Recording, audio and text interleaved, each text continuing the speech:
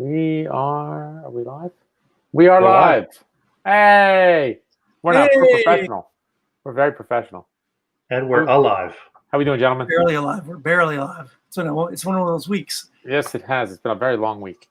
So, what's shaking, boys? What's shaking? We're just drinking tonight. We need a drink. Many ports. Good man. Should we do our little intro first? Do our intro. Let's get the. Let's do the music. Cue it. Welcome to the murder table. Cheers. Salud. Oh, cheers. Oh, cheers. Salud. Sir. Cheers. Cheers. Slunch. A caipirinha. Like Martinelli, as you said, with a kick. We do a little swirl. Or zat. Appetizer? Appetizer. That makes me sad, but you know what makes me happy? Whiskey. Cacao.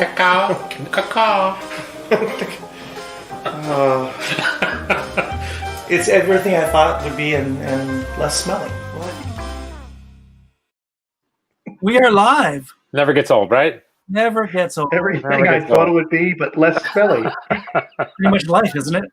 Exactly. Actually, as we get older, life gets more smelly. Oh, this is so true. Yes. It's so and true. Creaky. Smelly and creaky. Uh-huh. So we got something special tonight. We do. That's why you need the lubricant. We need. It is. When you get to our age, you need a lot of lubricant. Hey now. It's a family show. So Aaron, not that. What? I'm crying already. Aaron, you came across Michael, and how did you at one of the events? Angelo and I met him actually. We did years ago at Whiskey Jubilee. In Chicago. Where? Chattown. Now you're both just name droppers. Name droppers. Hey, Windy City. We don't have that many names to drop. So we're gonna name them. Damn it. So okay. The city that never sleeps, right? That's right. The city that never sleeps. I didn't sleep much. I'll tell you that. We didn't sleep much. That was a good trip. Good drinking. Lots of I drinking. met Michael twice there, 2 different times. Now Michael is friends with the other Michael. Michael is friends with Michael Nolan. Yes, the great Michael Nolan, who is known worldwide. Good people. Worldwide, literally worldwide. Good people. Friend of our good friend Jess from Jess Lohman from Glasgow. From Glasgow. That's what Scotch Glaswegian. Yes. Glaswegian. Glaswegian. So should we bring in bring our little? Yeah, let's do that. Let's bring in Michael, and we'll do our little other intro. Let's get our video up going. Yeah, we'll get that, and I'll bring Michael in. All right. Okay. All right. Action.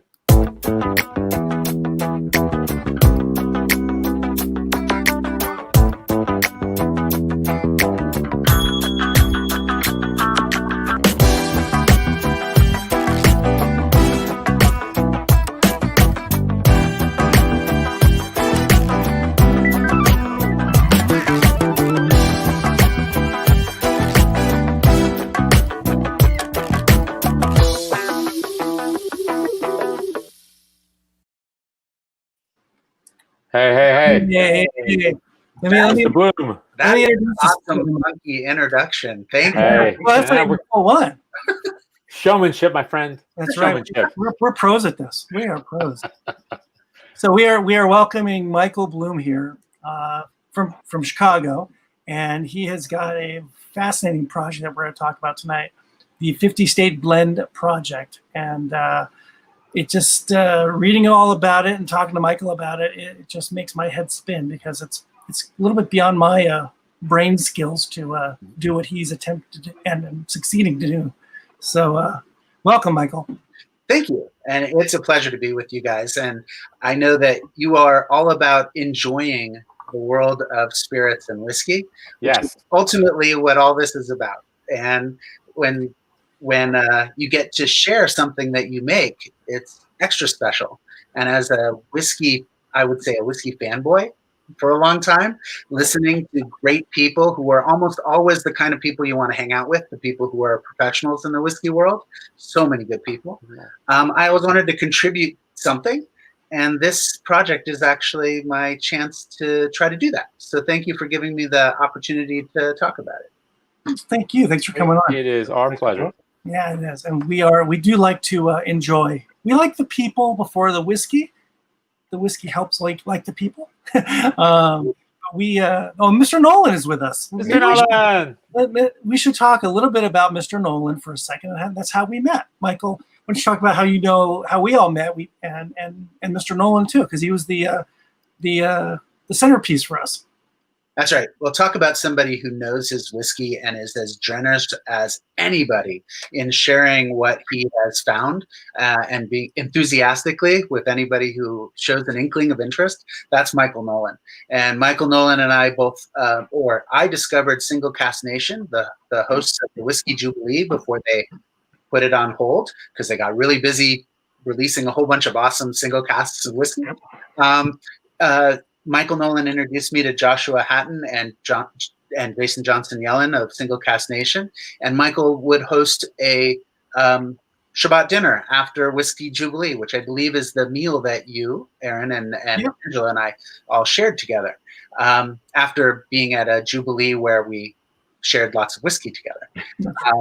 But yeah, Michael is fantastic, and Michael and I know each other because we go to the same synagogue. And we jointly have a reputation for hosting different whiskey events that are increasingly popular with the people that also attend said synagogue. I remember hearing about these events, and they sound just incredible, just over the top, wonderful. And it is very much about the people. In that case, the whiskey helps, and it kind of gives us an excuse to get together. But where Michael might have the unusual Lafroigs, and the special bottles of things that he found, I think, actually with you, Aaron, on trips to Scotland. Don't say that too loud with the other guys. They don't want to hear about this. I found that gloating. Are we gloating? Is that what we're doing? Yes. Yeah. But I found that I couldn't keep up with Michael in terms of the special one of a kind whiskeys, but I could find the unusual ones. And can he drink you under the table? Pardon? Can he drink you under the table? Is that what you're saying? No. That's not, for me, I know drinking is fun and buzzes are awesome, but drinking has never really been about ending up under the table for me. No, I understand. I joke. Totally. But with Michael and I was like, you do the fun scotches, I'll do the world whiskeys and pair them with food, and that way the two things that we tend to host don't conflict with each other, and we can help each other out with both, and it's been a lot of fun to do that. So where did you what's your background, Michael? I know a little bit about, we had a nice conversation in that pub in Chicago, but tell us a little bit about where you come from and what's your background. Sure. So I was born and raised in California, went to school at University of Colorado, Boulder. Northern California won't hold that against anybody on the and then came to Chicago for grad school in the early 90s. Since I was 15, I've worked in restaurants, always in the front of the house, almost always as a server or a banquet captain. But when I was a junior year in college, I went abroad to England. I was not a foreign language kind of guy, but I definitely wanted to go abroad. And when I was in England, I made a trip to Scotland in May of that year and fell in love with Scotch. So I had, we'll leave whiskey aside. I pursued a PhD in political science that brought me to University of Chicago, and worked in big Italian restaurant and stuff for 13 years as I was working on that dissertation. I left the dissertation behind, knowing that I had ultimately kind of taken a turn to non-academic project management, which really fulfilled me because it meant that I could do real things and create real stuff, and anchor myself a bit, and got a job with the federal government 2 weeks after 9/11, a big federal agency. And I've been with them ever since. So my day job is actually as a federal government bureaucrat, and I'm proud to be a bureaucrat. I know that's a funny thing to say, but it's a fulfilling public service that has absolutely nothing to do with whiskey. But one of the things that happened with me, and along the way, I married the woman I fell in love with and was in Scotland with in '93, that I met abroad. She is originally from Jamaica, which means that rum has a nice place in our household too. We like rum. Yeah, and we have two wonderful kids, 17 and 13, who are 17 and 14. Sorry, and we're going to be enjoying having all of us and my wife, who teaches 5th grade, working from home in this era. But actually, I'm fortunate that I have a family that I love very much and that we're doing okay during this time and keeping healthy. And I hope all of you are too. And when I left the dissertation on the sidelines and was no longer working from 9 p.m. to 1 a.m. trying to write a book that I ultimately was sure nobody was going to read, that let me find some time to have hobbies like this one. And I find that it's interesting. The dissertation was not what was good for me, but having a project that's big and audacious actually is. And so when there's a downturn in the economy, or the government shuts down a couple times in the last couple of years, or there's COVID-19, those are times to say, hey, what about that whiskey idea that I had? And that's ultimately, it kind of gives you those openings of shutdowns, and this pandemic kind of created space for the project we're talking about tonight. Beautiful, beautiful. So how long has this been in progress? Or process? I first had the idea of taking what was already a significant world whiskey and oddball states that people don't usually think about when they think about whiskey. Yeah, nice one, Matt. We get a lot of that. I had that collection going since probably 2015, 2016. About 18 whiskeys in hand in 2018, when I said, wait a minute, what if I had all 50? Plus DC, by the way, because they have some good active distilleries. So what if I had all 51 whiskeys? And so from probably mid-2018 through February of 2020, that's when it was the collecting stage of trying to fill in those gaps. So originally it was just collecting a whiskey from every state. Correct, but with the intention all along of creating a blend of all them together. I think both aspects are fascinating. I'm much less a collector. There's out of all the bottles I have at my house, I think only probably a dozen, which is about 10%, are closed. Everything else is open, and that's because. And where do you live? In Chicago. Yeah, in Chicago, and that would never happen if getting under the table by the end of the night was the intent. But yeah, so the 50 bottles we're talking about are actually right here. The entire bottom shelf of the office, that's the entire 50. Very nice collection. Well, with that thought in mind, I think we should try something. Sure. Do a drinking before we get into the nuts and bolts. So where would you start, Michael? I would love you guys for draft number 2, which I think for Mike and Angelo is probably just a very little bit. Yeah, we split it up this afternoon, so we're in good shape. That's plenty. That's plenty. Number 2. Okay.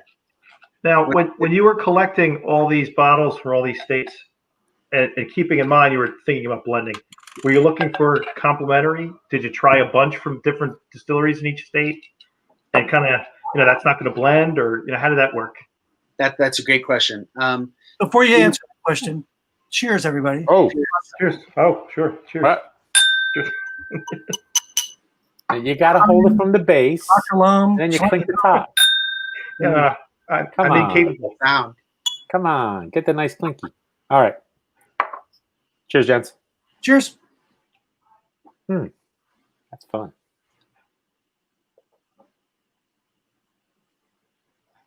So we were on your website, Michael, and we can see that there's different iterations of this, right? So this is draft number 2. This was obviously there was a first one, right? And this is the second attempt. Right.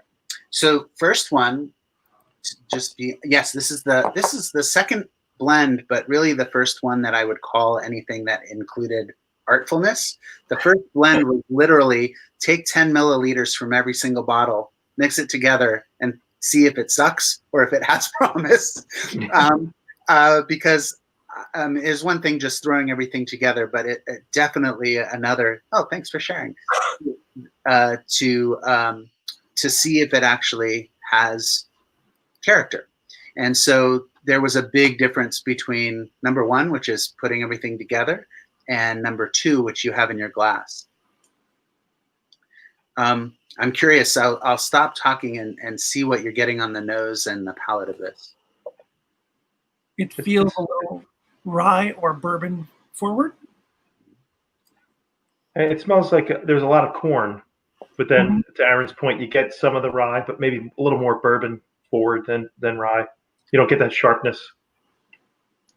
Is this a mix of bourbons and ryes and single malts?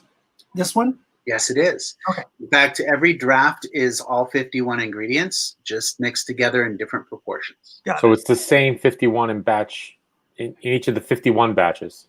Correct.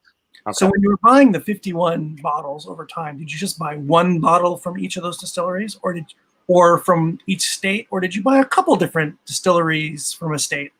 I do have a couple bottles from some states, but when it came towards let me fill in the final 22 states, it was absolutely just one bottle per state because I love my wife and I want her to still stay with me. And this is how much space I'm allowed in the house. Okay, I have a wife like that too. Hey, here's one question for you. Yes. What was the first distillery you went to start this thing off? To start this thing off, the thing that the distillery that there's two answers. The blending and putting things in a barrel distillery was the fact that I went to Binny's World of Whiskey here in Chicago, which is a phenomenal annual event. Yes, it is. This year. We're going to that one day, boys. Yes. And Woodinville, back about 12 years ago, didn't have any, they're from Washington State, didn't have any aged product, but they sold 2 bottles of their White Dog, a 1 liter barrel, and 2 glasses, and said, age our stuff yourself. And I absolutely bought one of those barrels, and I've been actually playing with aging since then. But the first distillery that really said, wow, there's whiskey that's made in not Kentucky or Tennessee that I really love, was my hometown distillery of Cobalt. And Robert Binneker is fantastic as a teacher too, because a lot of the other distilleries like Journeyman in Three Oaks, Michigan, well, they have a big consulting business, right? Really kind of spin out from the Cobalt family. Right. And then I also have Paul Haletko and Few are here in Chicago. And when I started thinking, so distilleries, Woodinville and Cobalt were good examples. The other one, and it's thanks to our friends at Single Cask Nation, is the fact that this bottle, the Westland it's mirrored on the video. The Westland 2-year-old from Washington State. That was a bottle. That was a bottle. Amazing, and nobody would say, oh, that's a 2-year-old whiskey from the United States. This was an eye-opener that said we can do things in this country with our whiskeys that are just as good, if not better, than what you see elsewhere. And we need to stop thinking of craft as expensive and not as interesting and just local, and start thinking of it as amazing. And then thinking, if there's a blending tradition in Scotland with amazing whiskeys, why can't there be one here? Yeah, sure. So Absolutely. and I actually use this bottle in this blend. So when you're talking blends, and I know I'm covering ground that you didn't ask about, I'm sorry, but when you're talking about blends, I think they get a bad rap because people think it's a bunch of neutral spirits and then some whiskey. Right. This is 100% already aged, finished craft whiskey distilled in all 50 states and DC. And out of the whiskeys, 5 of them are Binny's barrel picks. They're really special that way. 3 or 4 or 5 of them are distillery only bottlings. And 2 of them, like the Single Cask Nation Westland, once this is gone, I'm going to need a different Westland to put in any blend. All gone. Right? But yeah, So that's kind of the distillery story. And then I had very good fortune. Again, you can't do projects like this without lots of friends and other people saying, yeah, this is a great idea. There is a relatively new craft spirits delivery company in Illinois called Spirit Hub. And their gig is craft spirits only. And they deliver same day to anywhere in Illinois. And they happen to be just 3.5 miles from my house. And they had 18 of my remaining 22 bottles in stock in their company. Wow. So they made a very big friend because it allowed me to do that. They deliver craft spirits all over the country? Just to Illinois for now. Yeah, they're there. Huh. If you're in Illinois, or actually as of this week, Nebraska, you can get Spirit Hub delivery, and I doubt Spirit Hub will be same day in Nebraska. But talking about Nebraska, and that's right there, another revelation for me on this project. Sometimes you get a single malt whiskey from a state like Nebraska, and you're like, I know I needed this to do my project, but this is really good. Talk about this whiskey Brickaway from Omaha. I hope it's Omaha. I know it's Nebraska, but is like red apple forward. It's really interesting and it's really good. So did you research these distilleries in other states before picking them, or how did you come about them? Good question. So I had a couple guides. One, Aaron Goldfarb, who's the author of Hacking Whiskey, also probably a friend of the. We don't know him, but we know of him. Yeah. Yeah. I have his book. He and his book is cool, called Hacking Whiskey. He was in Chicago doing a book signing, and I met him, and I told him I blend at home, and here's one of my blends, like I shared with you, Aaron, all the way back in 2018. And then when I had the idea of maybe I could do a 50-state blend, I reached out to him, and I did that because one of his articles, which is the 50. I think it was something in Esquire, and it was basically the top 50 whiskeys in the country, in each state, one state. Yeah.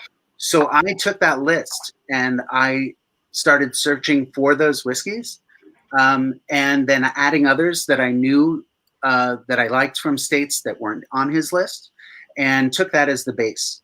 And some of those whiskeys, because he wrote it a few years ago, it has been updated, were from distilleries that no longer existed. So places like South Dakota or Idaho, I found my own, and there's good stories for what those were. But yeah, so I used that and I did my own research, and I didn't adhere to people's lists only. And it was really a matter of what's available to me and what can I get. And then in this December, when I was really close, I just accidentally planned a family road trip in December to Tennessee and Arkansas, and I actually ended up going to the Nelson Greenbrier Distillery in Tennessee and picking up a bottle of their distillery only whiskey. So, and same with the Arkansas whiskey that I used that came from that trip. So yeah, others required telephoning the distiller in New Orleans, Louisiana, that makes Atelier V, which was on Aaron's list. It's a single proprietor distillery run by an artist who opens it when he gets a call and says, "Hey, I'd like to buy a bottle." And my brother John Bloom, who travels with the Phoenix, or was traveling with the Phoenix Suns, he's their he pre and post game radio and also does play-by-play for them on the radio at times. He got to go to New Orleans with them, and I'm like, could you stop by?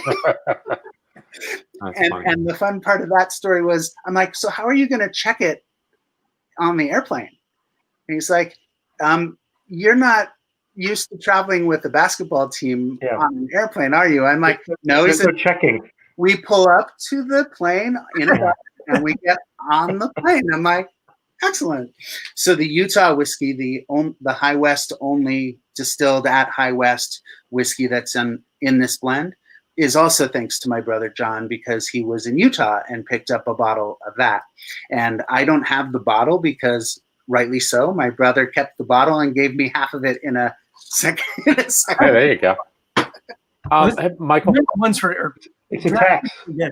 so this is all strictly craft whiskey. You didn't get anything from like a major producer, so there's no like Yeah. Buffalo. So there's no Buffalo Trace, no Heaven Hill, none of that kind of stuff. So Jack. I will say that I am a fan of those distilleries, but Right. But not for this project. I understand. like, so the Kentucky whiskey in this blend is New Riff. And I would say that with my fascination for American single malt, I may actually switch over, not because there's anything wrong with New Riff at all, but the Town Branch single malt, also from Kentucky, is fantastic. Right. And Gil Malad, who's another whiskey friend who you guys probably met it with at Jubilee, turned me on to it recently. I might switch over to that just because I think single malts added to a blend like this open up complexity and also meld with each other a little bit differently than the straight bourbon or rye flavors that we might otherwise get. So I know I've talked at you for a lot, but I'm curious, when you actually tasted this, what was it like? I still haven't tasted it yet. Is there any odd grain in here besides? Because I'm getting like almost like a millet, which I don't know if there's millet in this or not. Gonna be Koval. Because once you mentioned Koval, I'm like, they do crazy things there. Too. There is Cobalt millet in this blend. And There is also, and this is kind of interesting, the New Jersey bottle is sorghum. oh yeah. Oh, okay. Oh, I wouldn't know what that smells like, but Exactly. okay. To me, and this may not be to everybody. And again, when I'm blending to my palate. But sorghum comes across a lot more like a rum than the whiskey. It has the weight of the whiskey, but when I've added it to things, yeah, like the 13 Colony blend, New Jersey, of course, is one of the 13 colonies. Right. This actually stands out a lot like blending rum with rye. Just another favorite thing for me to do. Of the 51, how many are MGP based? None. Wow, that's impressive. That actually, thank you. That actually, I had a couple misfires. Like I grabbed a Utah whiskey thinking, oh, I can get something that isn't high west. Was that intentional to not use the MGP? Pardon? Was it intentional to not use anything MGP? It was because, well, actually, to be honest, I considered using MGP for Indiana. Okay. Right. Indiana, and it's a really good. Yeah, it is. But and I love a lot of what MGP does. There's a reason they're everywhere.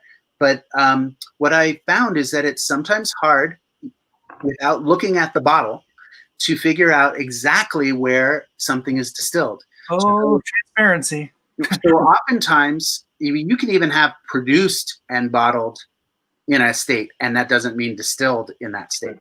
There's a lot of labeling issues. Well, and that's why when it comes to the Smooth Ambler product, I like Smooth Ambler 107 or 107. It's not called Smooth Ambler 107. It's something, but it's the Smooth Ambler product. This big level is 100% distilled in West Virginia, but many of their others are not. So that was a call the distillery and bother them question a couple times. Like, I'm about to order this online from a company that doesn't have the full picture of the back of your bottle. Can I ask you if this is distilled?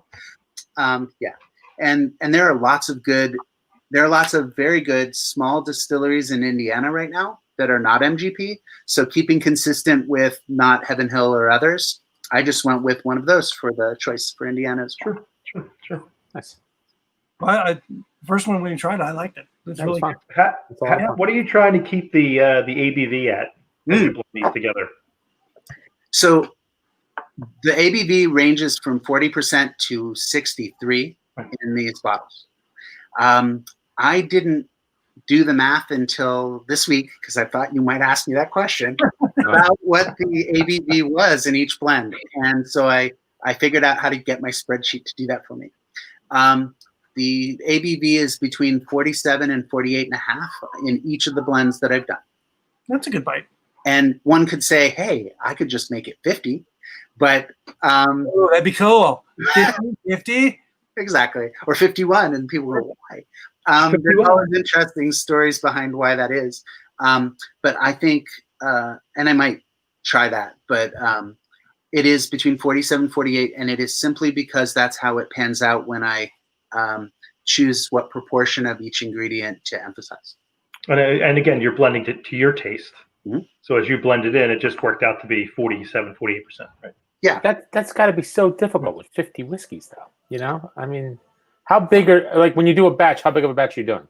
So I've done 1, 2, and 4 liter batches. That's it. So that barrel that you see right there. Okay. It's so weird, the mirror image thing. You can't point at anything. Yeah, we know. It's over there. No, wait, it's Right. there. We haven't had enough to drink yet. So that barrel is a 5 liter toasted oak barrel that I commissioned from Redhead Barrels for this project. I have had really good luck buying barrels from them before that were 1, 2, and 3 liters and just regular char. But I don't know about you guys, but I really love the toasted barrel finish that I'm seeing on whether it's Michter's, and I'm excited about what's coming for Heaven Hill products too. So I thought, these are already finished products. They don't need a lot of time in a barrel. Right. But it's always nice to kind of see what that finish does in terms of rounding the flavor profile. And you'll notice that when we taste number 4, because number 4 is not all that different in terms of the blends of the whiskeys. There's some that are elevated over 2 or downplayed, but it's a much different experience. And that's because it saw time in that barrel. Let's go for it, I say. Okay. Which are we doing? We're doing the 4. number 4. Okay. So I got the number 4 here. Yeah, number 4.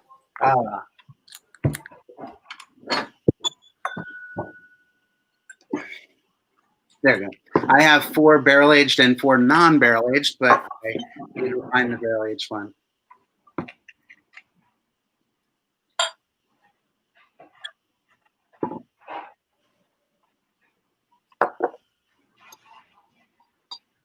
You got a lot more chocolate on this. Yeah. As you're tasting that, I can say that, or smelling it, barrel, this blend number 2, when I blended for mine, I literally went through every whiskey, tasted it, and evaluated it on a scale from 1 to 100 for nose, palate, mouthfeel, and finish. Wow. Then I took that score and I weighted palate highest, nose second, finish third, and mouthfeel fourth, because I also realized after tasting 51 whiskeys, not all at once, probably eight at a time, that there wasn't a ton of variation in mouthfeel in the American whiskey world, which is not. And I brought that up. Brett Prather from Binny's gave me some great answers to what to look for in smaller stills and stuff to find mouthfeel in American whiskey, and I really appreciated that. But so then I took that number and I figured out what proportion. Really good. Thank you. What proportion of each should I put into a 1 liter blend based on my weighted rating of each whiskey? And that's what was in number 2. But what that meant is that any whiskey that had a long finish had a higher score.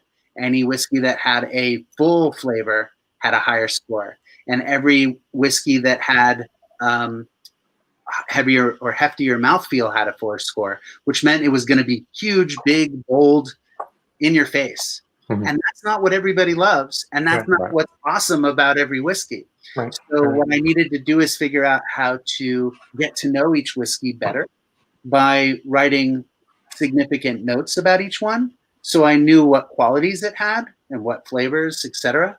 And I did that. And that's what then led to drafts 3, 4, and the subsequent ones.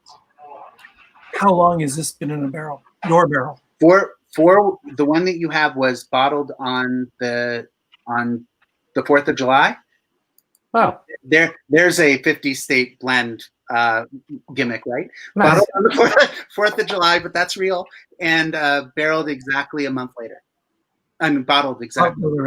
So just 1 month. Yep. And it wasn't aged in the bottle. It didn't marry in the bottle before it went in the barrel. It went straight in the barrel. So number 2, I realized it changed a ton after 3-4 weeks just sitting in the bottle. Mm-hmm. And these blends need that. Otherwise, they're super confusing. I said in my own notes for my early blend, I said, this is a bit like tasting a chocolate-covered tomato. That's not good. No. These chocolate's good and savory's good, and maybe even in the same time, but not like that. But when they sit together for a while, they really do change. But I'm curious, Mike, are you getting any new notes out of this one? I'm getting a lot of fruit out of this. Yeah. It's like apples, pears, something like that. Mm-hmm. I like this one better. If I it smells hotter, even though you said it's a lot more 7 to 48. It is smells this a higher ABV than the first batch? Here's the thing. It's only within a percentage point. Okay. But it smells heavier, like a heftier. But it's also it's interesting because I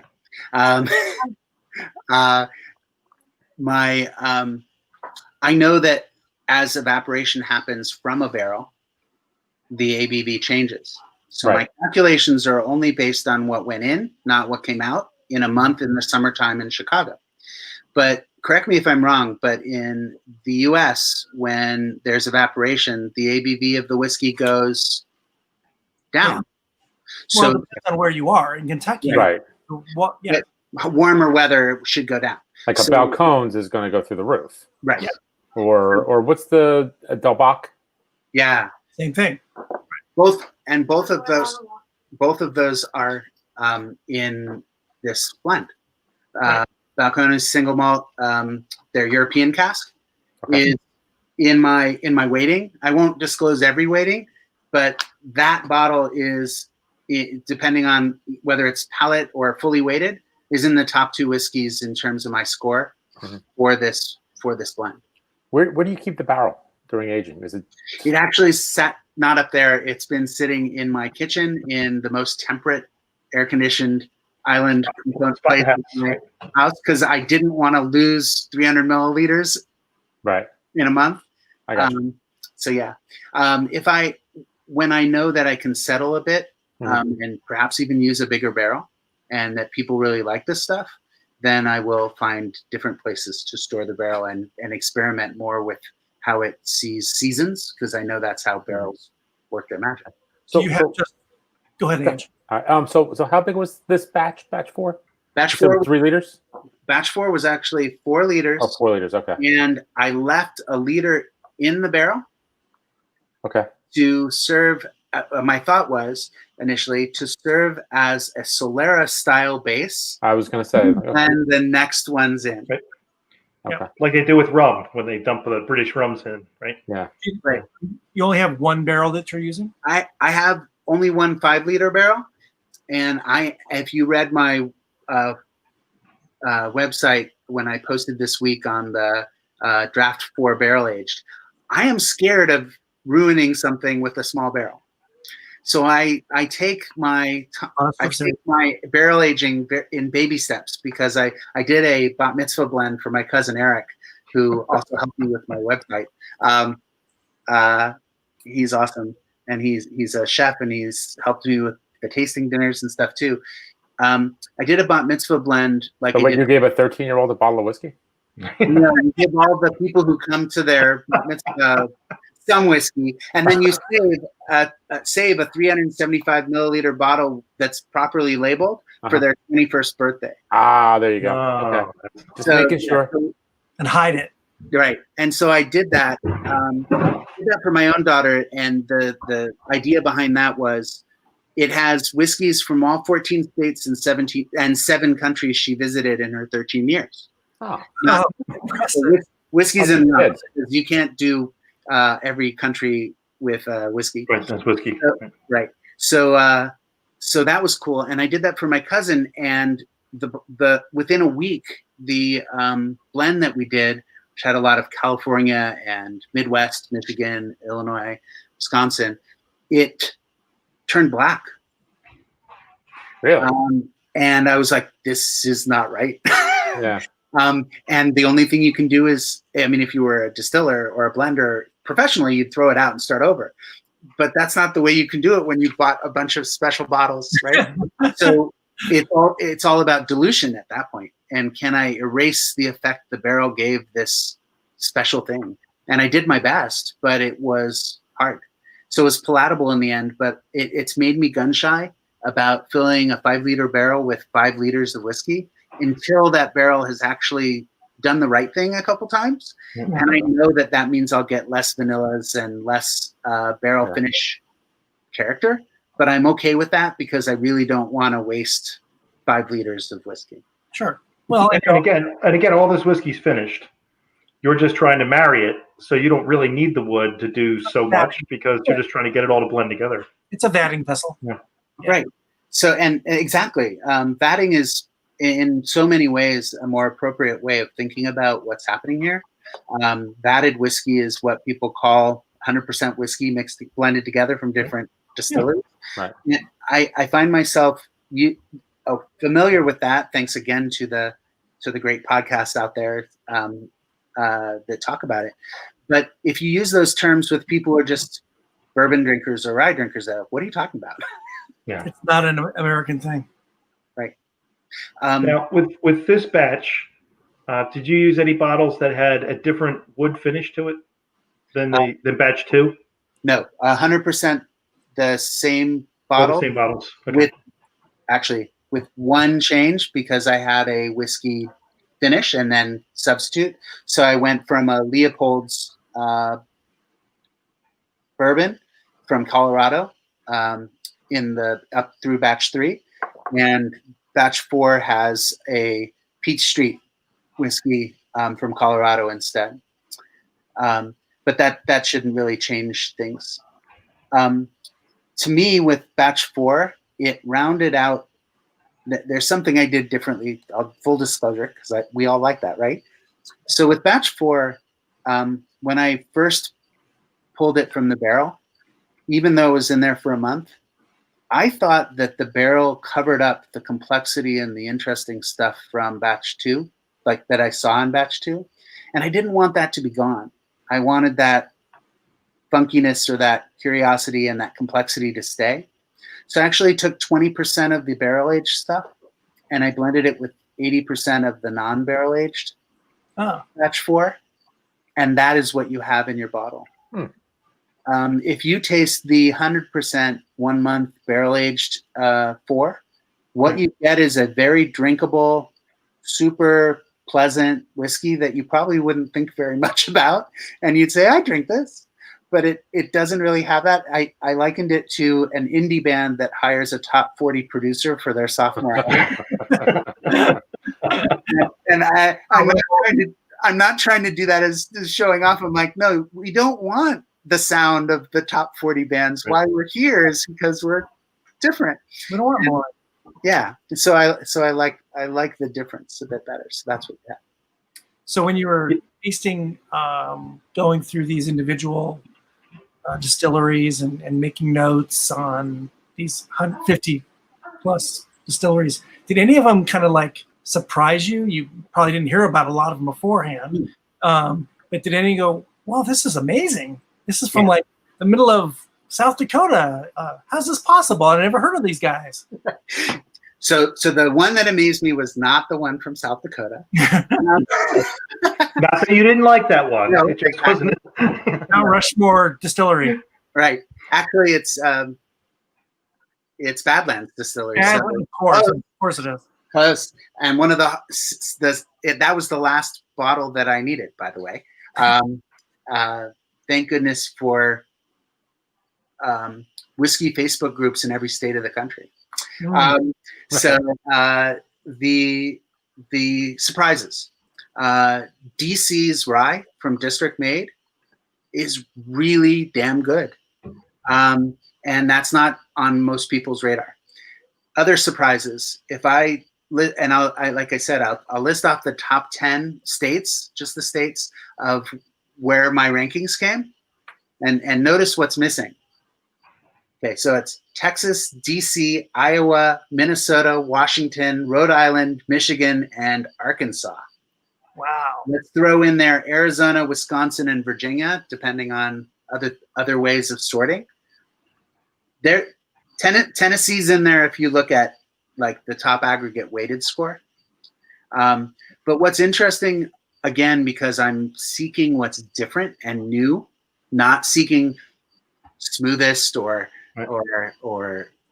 heftiest or anything about brand, is how radically different those top 10 are, the states are, from what people would guess we're making really interesting stuff. Kentucky. All right. And notice I'm a huge fan of my Illinois home state blend bourbons too, but those aren't on this list. Yeah. And I really love them. But when you actually look at nose, palate, mouthfeel, and finish, and you're really brutally honest about which ones are impressing you, sometimes things come out weird, and that's what happened. And that's what makes it fun. Yeah. And I already talked about Brickway. To talk about from Nebraska, a couple other ones that really surprised me, and I love their story too. Warfield Distillery. They make a single malt whiskey from Idaho. Oh. Wow. It is 3 years old.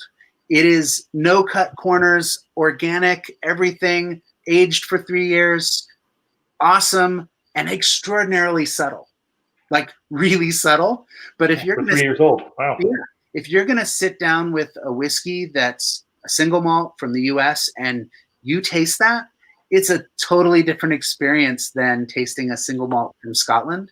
And it's more like a lowland. It had to me, the lowland kind of feel of this has grass and you almost can taste the water and you're like, this is delicious.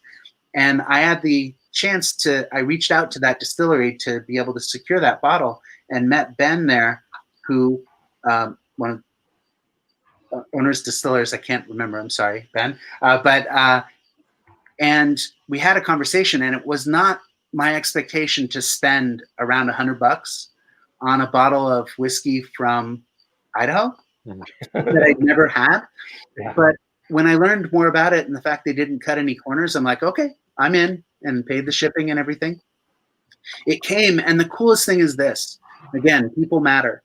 I opened it. I was super excited. I tasted it, and I immediately Facebook messaged Ben at the distillery, and he was there. And I actually shared my tasting notes live with the distiller of the thing I was tasting in real time. Oh, very cool. Wow. And this was March. So this was when we were already starting to not be able to do that with real people. So awesome experience and fantastic. And I know he's currently looking for ways to be distributed outside of Idaho. So it's great to be able to say this product is awesome and discover that as part of this process. Well, I think when you're dealing with so many small distilleries, it's a different level than trying to work with the big boys. You know, you're probably talking to a marketing person or, you know, a brand ambassador, but you're lucky enough on the smaller scale. It can be a very personal experience, and we like the people, right? That's what it's about. Yeah. I mean, and the thing is that every single whiskey in here deserves to be recognized as being something that took time, money, effort, and love to create. And they don't need to be our favorites. But when you look and you're like, wait, you know what? That whiskey has a middle note that's really beautiful. How do I capture that part of that whiskey in this big blend? Yeah. What will it play nicely with? And that's so much fun to do. Did Michael send you the single malt blend? I did not. Single malt blend also, Michael? We gotta hold something back for people in the future. Michael Nolan. What Michael's talking about is early on, I realized that 12 at that time, 12 of the whiskeys out of 51 were single malts. And so I put together a 12 single malt blend and brought it to my friend Michael Nolan. Now, the thing about Michael is that if you can please him with something that you make, that's really gotta be good. It's gotta be good. And he asks about it, that's a huge thing. But that's really also a really high bar. So he's fussy, is what you're saying. He liked that one. Now, he's a fussy guy. He's not fussy. He just knows what he likes, and he's right, because you're always right about what you like. But that actually inspired me. Draft 5, what I did is I took what you had in draft 4, not barrel aged, and I said, what happens if I multiply the amount or the proportion of every single malt by 1.5 times? And I dialed down the really big rye spice and down most of the really big bourbon sweetness. What would that malt taste like? And that's what, you don't have it in front of you, but that's what I made last weekend. And that's draft 5. Wow, that's interesting. Wow. It's got to be maddening too, though, because you start playing with this stuff. It's endless. Right. Right. What I is guess. that? I mean, No, in a good way. But I mean, but let's say you hit that sweet spot, and then all of a sudden it's like, oh crap! No, I forgot to save the file. I don't remember what I did. Less tomatoes on this one, a little more pepper on this guy. Yeah, it's really endless to keep. Well, right. Well, what I do is I have this graduated cylinder that makes my older daughter, who takes chemistry, so happy, and I'm pouring in basically around everything that I decide to an even multiple of 5 milliliters. So I'm not dealing with like 17s that fall between. Right. And I put what I've planned to do in one column of a spreadsheet, and then what I actually did. Let's say I overpour, or I decide by nosing, now I'm going to add a little bit more of that Right. next to it. And so each draft has a recipe with the ingredients and with the number of milliliters that I put in. So if I wanted to make draft 2 again, aside from getting that bottle of Colorado whiskey I already went through, I can do that. Are you still on the hunt for whiskeys from other states? There are some on my list that I'd love to try. Revival from South Carolina makes a red corn whiskey that I'd really like to try, but I can't get that in Illinois. Road trip. Talk to me. Road trip. Yeah. The other one, I really am looking forward to the time when Widow Jane out of New York has their own juice. Their current stuff is awesome, but the rules that I'm following don't let me. Right, you can't have it. Right. It's not crafty enough. Right. So I would love to get their whiskey. There's a couple weird ones. I don't know. Have any of you had 888 from Nantucket? No. Never heard of it. So when you do research, or it might even be in Aaron's Esquire article, when you do research, it's what shows up as the Massachusetts whiskey that you should get. But it's hundreds of dollars, and it doesn't exist anywhere, probably outside of the island of Nantucket. And even Aaron told me earlier that he only knows one person who's tried it. Otherwise, he'd think it was an urban myth. But it would be my intent if I found that to, like you said, something like this. I mean, why not? Yeah. But so those, and I haven't actually grabbed a bottle. You probably know Charbet out of California. Yeah. So they have a stellar reputation, and there's lots of great California whiskeys. But I would love to try some of their stuff and see how single malt from them worked. Here's the article, right? Yeah, that's it. I did read that article. Yeah, I remember it. Yeah, and my logo is different than that picture, but I actually realized that I need a back sticker with Alaska and Hawaii because they're actually in the blend and they're not in my logo. And my good friend, I grew up with really great people in California, and I stay in touch with them. My good friend Dave Tunick and I were talking a year and a half ago. He said, "You love their Charbet, so you love talking about this whiskey stuff. When are you going to write about it?" And he inspired me to write. And then when I actually got to the point I did this, Dave is an artist in California, and I reached out to him and I said, I need a logo, and I'd love to work with you to design the logo. So the 50 State Blend logo that has the that has the Glencairn glass in the 50 and the bottle on its side and one of the red stripes. That's something that my friend Dave did with me, and I really appreciate his work on that. It's really fun. It's really nice. But you got to get the Alaskan Hawaii in there. True. And especially since Hawaii was really challenging to get and is another one of those very light whiskeys that doesn't come through a lot in this blend. Hawaii also had, it's really, there was a distillery on Hawaii that people were talking about that sounded really cool. Again, very expensive and didn't have any distribution. But I couldn't find it when I was looking for it. So Old Pali Road, which is what's in this, actually is the one whiskey that uses whiskey distilled in the state, Hawaii, blended with an undisclosed mainland whiskey. That's what their product is. But because it was Hawaii, and because it seemed to be the only thing that was out there that would halfway fit my definition, I was very pleased to include that in this blend too. That's great. Should we go to number 3? Sure. But they're different though, right? 3 is different. So this way I sent Mike and Angelo one thing, and I sent you another. So the 13 colonies. Okay, so let's do that one first. You go ahead.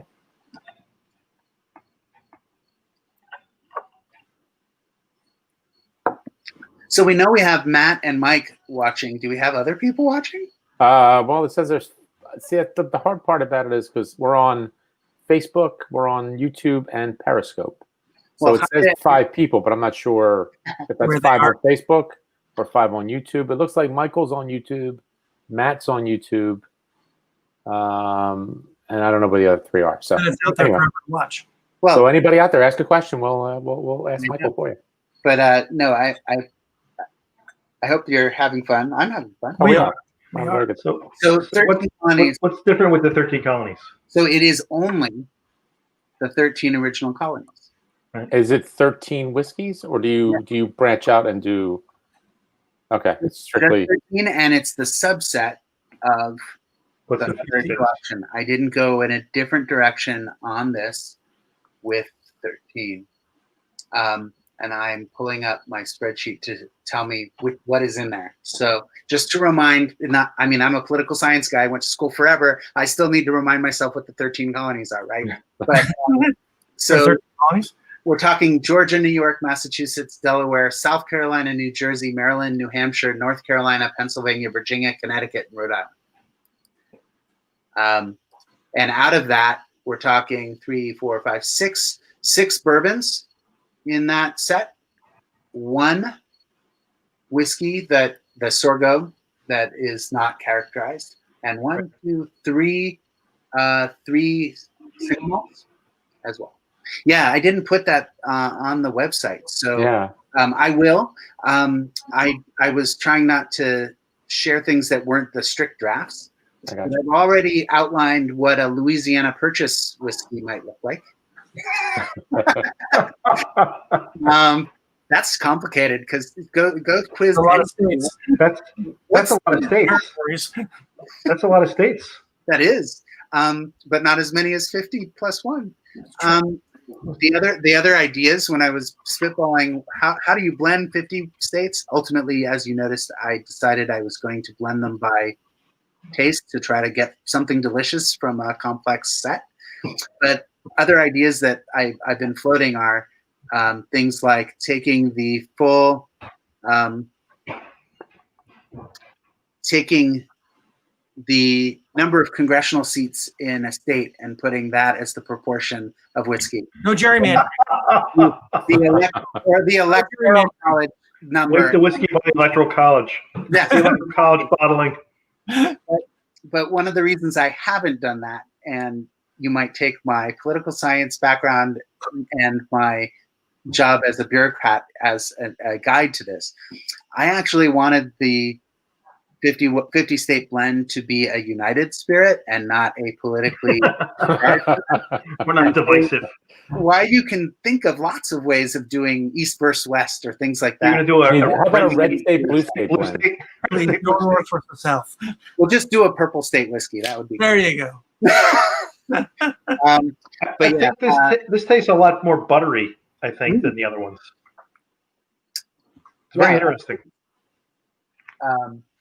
So the biggest proportions in that come from Virginia and Connecticut. Hmm. So that's a bourbon and a rye. Very interesting. Thank you. You So said some of these Connecticut? places are pretty small, these distilleries. Do you know, some of these distilleries are pretty small. Yeah. Right. Do you know if any of them have been affected by COVID and maybe not around anymore? To my knowledge, every single one of them is around, and lots of the very small ones are making hand sanitizer. Yeah. As you know, the last I checked, essentially what I did is to let them know I was doing this, and I haven't reached out to everybody yet, but I followed every single one of the distilleries on Instagram. So at least every single one of the 51 distilleries still has a live Instagram account. That's probably not the best barometer of their health, but that is true. And I looked through, also as the site Angela was showing earlier, the bottle gallery. I can go back to it. Yeah, the bottle gallery in the 50 State Blend site has a picture that I took of every single bottle in the blend. And as you click, I'll wait for you. So it's in alphabetical order. And if you click on the picture itself, it takes you to the distillery's website. Oh, nice. Right. All right. That's nice because you can go little advertising for each of the. That's great.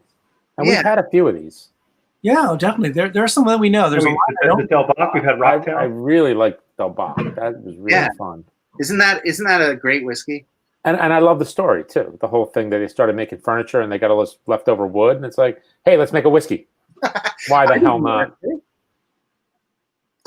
Yeah. I'm a big Del Bach fan. Really and some of these whiskeys, I know that they were quite young when I got them, but they've done other iterations. Delaware, that'd be an interesting one for you to check out, Mike. The far left green one there, yeah. Diamond State, yeah.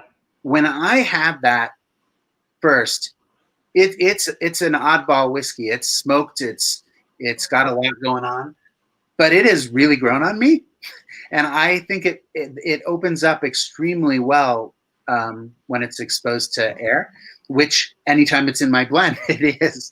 So that's fun. And that's one of those there's probably only 9, maybe even less, 9 whiskeys in this blend that have smoke in them. Is there anywhere on this site you want me to go right now? No, it's just if you scroll down, see if it reminds me of any other really interesting. Oh, you're using Wiggle as the Pennsylvania one. I was wondering which one you went with. They're crazy with some of the stuff. They're almost like Koval with the craftiness in terms of the they're fun too. Different grains and everything. It's fun. Yeah. Have you been to the distillery, Michael? No, I'd love to. I know Aaron went. In Pittsburgh too, so yeah. Defiant, that's another one. And by the way, a lot of these whiskeys are veteran. They're very proud of being veteran owned or veteran distilled. So that's an interesting, perhaps future one, is choose veterans. I also have a dream of doing a all women owned distillery blend. Oh, great idea. I think that there's plenty of excellent examples of that now. But yeah, Defiant from North Carolina, that was another really special bottle. Another single malt. You can tell I'm a little biased there. And Proof, which is right next to it, is from North Dakota. Okay. I'd heard about them a lot, and they have some really interesting stuff and different expressions of their whiskey. That's something I watched too. I was really happy to be able to get their whiskey. I think you might have said this earlier. How many did you get from Binny's? I have a different list for that. So when I took the article and I wrote down 50 states plus DC, I then had to figure out which ones were readily available and which ones I had to go hunt for. And I think that about 21 are available at Binny's. So that's really helpful, right? Yeah. But then the rest of them were not. And Binny's has gone up and down in terms of how many of these craft distilleries are on their shelves at any one time, because we're fickle and we get attracted to different things as consumers. And I don't think everything always sells. So yeah. You got a question on here. I really like that the Virginia one too. They're really good. Yeah. Kentucky Creek. Yeah, They're Yeah. very good. I had that as a single cast nation bottling at one of the Jubilees. The two It brought the two of them together. It was fantastic. They did great pick, and it was great whiskey. And the husband and wife that run that distillery are wonderful as well, and they really know what they're doing. Yeah. To answer Rich's question, and he's one of the only couple people who call me Mikey in my entire life. Thanks, Rich. Big surprise. I think I was surprised that the Iowa whiskey from Mississippi River Distilling showed up as high in my tasting notes as it did. I was really impressed by them. That's Cody Road. Why were you surprised? Just because it's from Iowa, or I don't know. I mean, you weren't expecting it from Iowa? I had it before. Okay. But at a tasting, right? And it didn't stick in my mind. I gotcha. When you do this and you're like committed, okay, this is the palate I have, and then you just honestly evaluate what's in front of you. When something just shines, you're like, wow, that was that one. That's really good. And I remember them especially because it's really rare to see blends of American whiskeys, right? But there are some examples, and one of those examples is the Four Kings that was put together back a few years ago for the first time. I think it's on its 8th year. Four Kings was a project that was with Few, Mississippi River Distilling, Corsair out of Tennessee, blending themselves, and Journeyman. And the guys were basically at a whiskey fest and saying, hey, shouldn't we like collaborate and do something? And Brett from Binny's said, if you do that, I'll buy it. And it happened. And it's changed about how it's worked. But yeah, that still is a really interesting 4 distillery blend from 4 different states. And I remember back then saying, Mississippi River Distilling, what do they do? But now when I'm looking at that, and the other ones in that mix are some favorites of mine. I didn't know you probably are really like Corsair and others too. That Iowa blend was great. Corsair is really neat. I went to the distillery in Nashville. Mm-hmm. They do some good stuff. You know, they make some really good cocktails too. Triple smokers. They make some really, really good cocktails. Yeah. Talk about playfulness. I mean, you mentioned that with Four Kings. Yeah. And their latest iteration is really interesting. They're playing with barrel finishing, and I mean, yeah, you can see each year. So this year is a whiskey finished in Islay Scotch barrels. So that's 4 states of American whiskeys blended and then put in Scotch. Hey, Aaron, you're drooling. Aaron's drooling. No, I'm wondering what barrel it is. Let's see. Who would Few know over in maybe it's a Lafroig bottle? Oh, wait, let's see. Few is, we could probably figure this out. Maybe it's who brings in Few, or who's a distributor? I wonder if they got the barrel made from Binny's, via Binny's. Maybe. There's a lot of Kalila coming over in barrels to the States too, so I don't know. Interesting. So you have a spreadsheet for everything. You have a column for everything.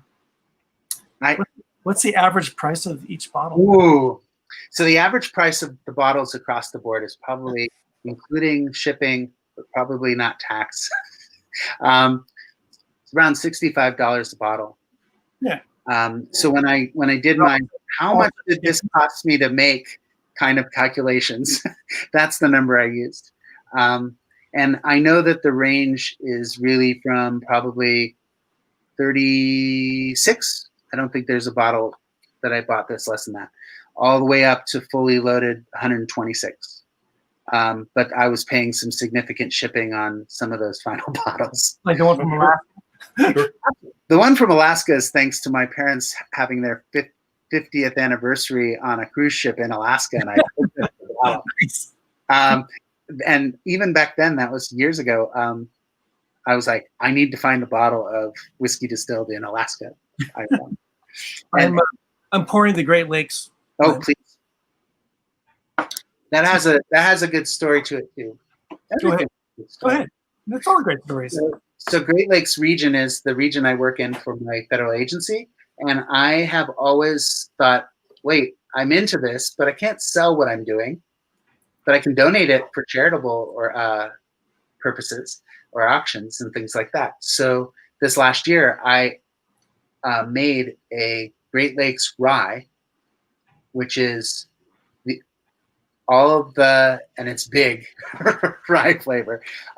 That's all the states that make up the Great Lakes region of my agency. Wow. And then I added a little bit of DC to it because I'm a central office employee. So it's going to have that. So that's Minnesota, Indiana, Illinois, Wisconsin, Ohio. Michigan. New York. New York. Well, that's a Great Lake. Oh, it's the Midwest Oh. Great Lake. So otherwise it'd be Superior. It'd be like, what? Yeah. I'm missing a state.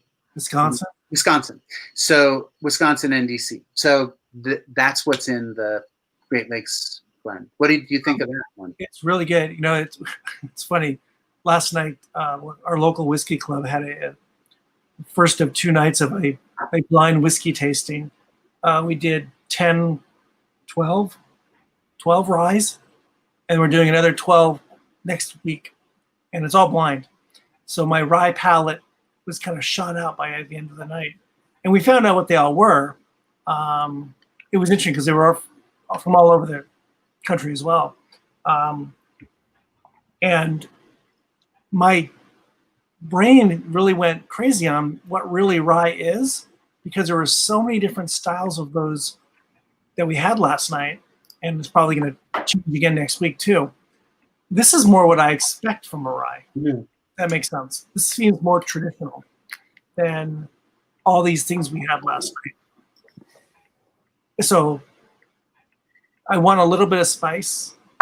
I want a little bit of chewiness. I want a little bit of sweetness. But none of those can be too much for me in a rye. I don't want something that's so spicy you can't. Yeah, it's drink. a dare. Yeah. And not every 100% rye is like that. No. Some are, and some of the not blended ryes, but the different mash bills are strangely spicier sometimes. Yeah. And then you have malted rye, which throws me when I'm trying to figure out what category to put it in. It's like, is it a single malt or a rye? Well, it's both. Yeah. But how many of the ryes did you have that in your tasting that were malted? Yeah, oh gosh, I have to go to my notes. Actually, I think we didn't. They're supposed to post a list of all the different mash bills. We didn't get them all last night. We just got pictures of the bottles. There were a few that had malted rye in them. It was very interesting, and it was blind, so you don't know what until the reveal what you're drinking. It was really fascinating, and I think people were a little surprised by some of the not even big names you maybe not have heard of were actually surprisingly good or surprisingly bad. And there were some bad ones, really bad ones. There was a couple that were just horrific. And well, I'm glad I didn't. At least your faces didn't tell me that anything you drank tonight was horrific. So nothing. This is really, really fun. No. It's really good. No, I had horrific last night. It was not good. Did you find out which one was horrific? Sorry, I had to skip out for a couple seconds. Yeah, I did. Okay. Not gonna name names. Were any of the ryes that you tasted MGP products? There was a couple MGPs. Okay. Because that is something they do really well. In fact, one of the ones that That's a claim to fame. Yeah. That's one of the things I steer away from rye, because so much of it I think it's just really MGP. Like this bottle and this bottle taste the same. I'm not gonna. Interestingly, one of the ryes that you have in your blend, or one of the whiskeys you have in your blend, was a rye that was rated really bad last night. Their rye was rated really badly, which was Leopold. The Leopold Maryland rye, I think it's called. Oh, okay. Oh my gosh, it was everyone's. I think one person liked it, but that was their rye. That was it, and it was a Maryland style rye, which is you used a single malt, right? No, it was a bourbon. Yeah, the Leopold that I used was a bourbon. Bourbon, yeah. And that is one of those that I did buy in Colorado after doing some research and figuring out, no, I want to get this one. Yeah. And that happens a lot. There's some distilleries where it's like, yes, absolutely on their rye, but no on their other stuff. Right. Yeah. At least for us. And that's fine. And a lot of those change over time too. So you go back like 6 years later, and you're like, oh, with a couple more years on this in terms of making it, this is much better and much. They figured out the recipe. Good job. So Yeah. why do you think blending is not a thing in America? That's a great question. I'm curious. I asked distillers, like, is this whole thing a good idea? And one of them said very plainly, blending isn't a thing and there isn't a market for it. For American whiskeys. For blending American whiskey. Right. And part of that, and I hint at this, some of the stuff I've written is liquor laws make it really complicated to do blending in any way that makes financial sense for independent houses. So you can set up a contract distiller and say, okay, that distiller is going to buy and source barrels of all this stuff from all these different distilleries and then blend it. And they can do that, but how are they going to do that? And why is it worth each distillery selling them a discounted barrel when they can perfectly well sell that themselves? Sure. So there's a lot of financial disincentive. But I also think that we lack blends, with some exceptions like that Four Kings that I talked about, where people know, hey, this is 100% whiskey.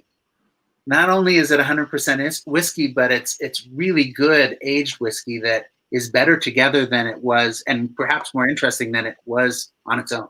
Mm-hmm. Now, I don't think we can do blends like 50 State Blend as a discount mid-shelf thing. It would still need to be paid for at price. Right. Yeah. So what would incent people to buy a $55 bottle of blended American whiskey? Yeah. And that would be, they'd need to have the feeling that they were getting something interesting, worth it, fit their palate, not a risk, right? Mm-hmm. And I haven't seen anybody do that. Right. So I'd buy that kind of stuff, especially if it helps me understand the individual ingredients in it. And I'm guessing lots of people listening, and you guys might do the same. I think perceptions of what blends could change if we saw superior, unadulterated craft whiskeys that were blends on the shelves and in tastings. And I think people should also play with the stuff they have on their shelves, because you didn't have anything that was boring tonight. Not at all. No, You not at all. didn't Absolutely have not. anything that was like, even if we did have something that was like, oh, that was a miss, you'd know with the ingredients, oh, don't do that. But Yeah. I think cocktails are not the only thing we can do with our whiskeys. I don't use mixers because I've always been heavier than I wanted to be. And I'm like, why have Coke when what I really want is the whiskey? And I like whiskey neat for lots of reasons. Mm-hmm. So blending whiskey became something I did because it was the ability to add whiskey to whiskey. Right. You cocktailed the whiskey as whiskey. Yeah. So I'd love more people to look at their shelves and say, what don't I pull off that shelf? Why don't I drink that otherwise delicious? And this is exactly what happened to me. Why don't I drink Peterin, the older Peterin? And I'm like, I don't drink that Welsh whiskey because it's good, but it doesn't have any sweetness to it.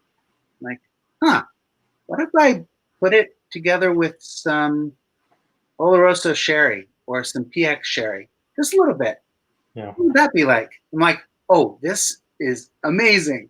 So that was actually the first thing I ever put in a barrel to do myself. I washed a 1 liter barrel with sherry, dumped it out, put the Peterin in, let it age, and I'm like, I'll drink that all day. That's awesome. Yeah. And we all have stuff like that. And a bottle of really good sherry is not going to cost you more than $28. Right. So why not do it? Do it. Yeah. We've had this discussion with a couple people out here. One who's been doing not what you're doing to the same extent, but buys the little barrels from a couple companies, and he's been making his own unique things.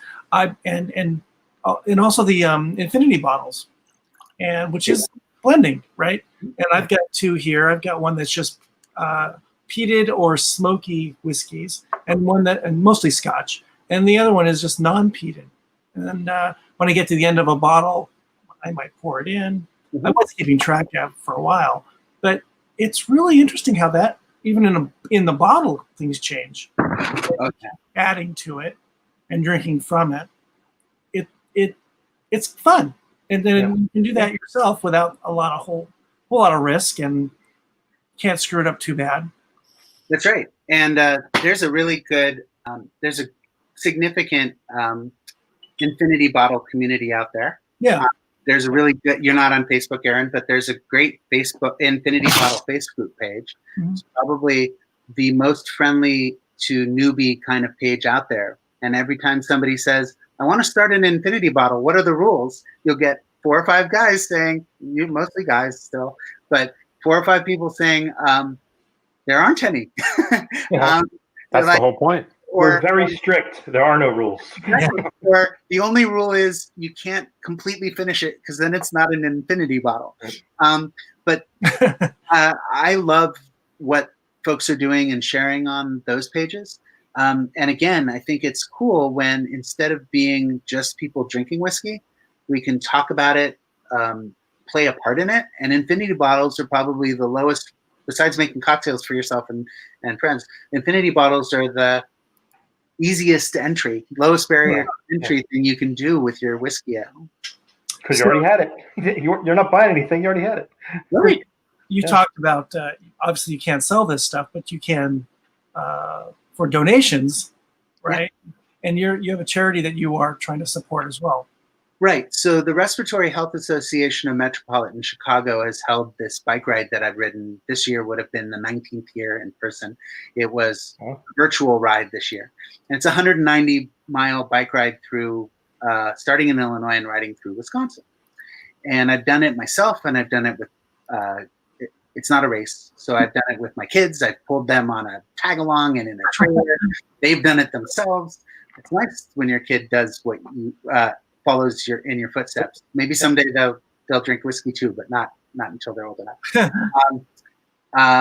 Obviously, I can trust them, right? Because otherwise, so with the Respiratory Health Association, I have been as into that ride as possible, and I've even dressed up as their big cow mascot. But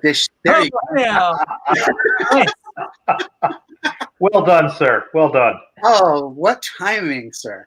So, and that's Bessie. No, I didn't ride 190 miles in that suit. I would think not. What time of year did you do this?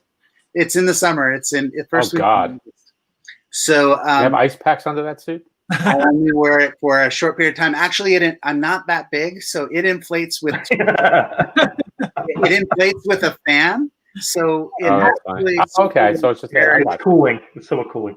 Yeah, not too much because it's also airtight, so it stays inflated. Yeah. Fun to wear that. But so Respiratory Health Association of Metropolitan Chicago has a auction every year that's usually riders buying raffle prizes. And this year I donated a 500 milliliter bottle of the Cowalunga blend, which was whiskeys from Wisconsin and Illinois blended together. So I took Cobalt, Few, Blom Brothers, Opidon, and Whiskey Acres from Illinois, and J. Henry, excellent whiskey, and Driftless Glen, the Wisconsin whiskey that's in my blend from Wisconsin, and blended those together, and they're sitting in a 2-liter barrel over on a different shelf. And people can buy raffle tickets for 1 for 10 or 3 for 25 for that. And the Respiratory Health Association, and maybe we can drop the link in the way we post this video. But they do great work not only on traditional lung health things, but also on COVID, because COVID-19 is a respiratory disease. And so I've become close to the people on the ride. There's about 200 to 400 people associated with every year, and raise money for it every year as essentially a bike-a-thon. But I donated my whiskey to it this year as well. And what I told folks is that if they buy $25 worth of raffle tickets for a chance at that special Cowalunga blend, I would send them a 30 milliliter sample bottle of either the Cowalunga or the 50 state blend to say thank you. So I will extend that to people who are watching this and do that. Oh, there you go. It's right there. And I'll figure out how. Yeah, and I'll figure out how to get that to folks. There you go. Your Cowalunga. There it is. Yeah. Cowalunga. Cowalunga. And yes, it's all about cowabunga, and there's more bad cow puns than you could shake a stick. Hey. But No such thing as a bad pun. yeah, and I rode 196 miles from my back door last weekend to Good job. essentially ride it virtually this year, which was a lot of fun. Nice. Thanks for letting me talk about that, because we all have causes that we support. This one's really fun, and to throw whiskey into a biking event and say, "Hey, you guys might like this too." It's a way to expose But people. not at the same time. No drinking and riding. No. Right. Although Hydrate. hydrate, drink water, make pee. Yeah. That is another saying from that ride. Good when we drink whiskey at whiskey fests too. There's actually a ride, the Bourbon County Burn. You guys heard about this? Mm-mm. So I was registered for it this year. It's a bike ride that is not a charitable bike ride, but out of Hello? Nope. Oh, he locked up. Michael, you there? Michael's Wi-Fi died. Oh, no. Oh no. Put another quarter in the meter. It's got to Uh-oh. go. Click, click, click. Uh-oh. Oh no. What do we do? Oh, Do no. we have to talk amongst ourselves while he logs back in? Oh god, that's Get back. horrible. Is he Oh, back? checking No, back. that was me. I'm doing that. Oh, you're doing that? Yeah, here we go. You're We're back. back. where did we cut out? Yeah, it's okay. You were just starting on the bourbon burn. Oh, so the Bourbon County Burn is a bike ride where you ride your own pace, 30 to 100 miles a day. And there's a central camping ground. And essentially, it's all bike riders who both like biking and drinking bourbon. And they bring all of the distilleries to the campground. So after you ride, you don't have to go anywhere else and you get to taste bourbon. What a great idea. It's You great. can hydrate again. This is amazing. Next September, I will be there. But this September, it had to be canceled for obvious reasons. So, but it sounded amazing. It's there you go. Ride bikes, drink bourbon. And this year's shirt actually is all wood grain and says that on the back. And I'm already barrel chested, so I'm getting one of those. Oh, that's great. It sounds like a great amount of fun. And to be honest, if you've ever been in Kentucky, and I know you guys must have been, No, I haven't. you see those roads and you're like, I want to bike these, but I don't want to be hit by people drunk on bourbon. So Yeah. I like the idea of riding an organized ride in those hills and then stopping safely and being with people who like a lot of the same stuff I do. Yeah. Yeah, I'll be there next September. It's a nice website, by the way. That sounds fun. That's cool. That sounds fun. Well, Michael, this has been so illuminating, so fun, and very tasty. Thank you. This No, is- it has been fun, and I look forward to watching more of your podcasts and your live events from as a fan. Well, I thank think you. you guys ask really good questions of your guests, and I really appreciate you giving me a relative newbie that had a big idea and decided to, hey, what happens if you do this? it's a Well, really you know, it's all about the story. Yeah. You know, I mean, whiskey is really not as much fun without the story and people to share with. So yeah, and the story is just amazing. And then it's just drinking. then that's drinking, right? Excellent. That's okay too. Michael, thank you again, Yeah, thanks. You're welcome. and we will talk soon. Excellent. We'll hang around for a little bit. Don't log off. You're welcome. We're gonna run the end credits, Those and are then we'll credits. Say goodnight to everybody. and we'll go offline. We've got a couple other stuff coming. Yeah. Next couple weeks. More fun stuff. Stay tuned. Let's run the credits. Stay tuned.